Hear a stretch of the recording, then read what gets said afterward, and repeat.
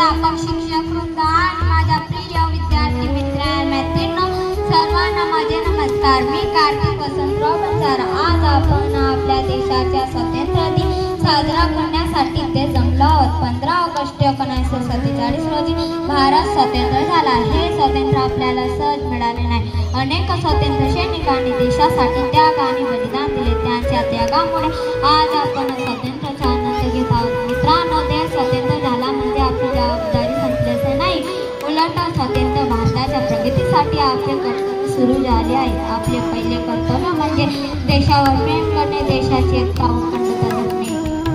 जात, धर्म, भाषा किंवा प्रांतावर यावरून भेदभाव न करता आपण सर्व भारतीय ही भावना मनात ठेवली पाहिजे. आपण संविधानाचे आदर केला पाहिजे. परिसरात स्वच्छता ठेवणे, पर्यावरणाचे संरक्षण करणे, पाणी आणि वीज वाचवणे, मालमत्तेची काळजी घेणे ही देखील देशसेवाच आहे. विद्यार्थी म्हणून आपले सर्वात मोठे कर्तव्य म्हणजे मन लावून शिक्षण घेणे, शिस्त पाळणे आणि चांगल्या संस्कारांचा साथ करणे. आधीचे विद्यार्थी उद्योगाचे भारताचे नागरिक आणि नेतृत्व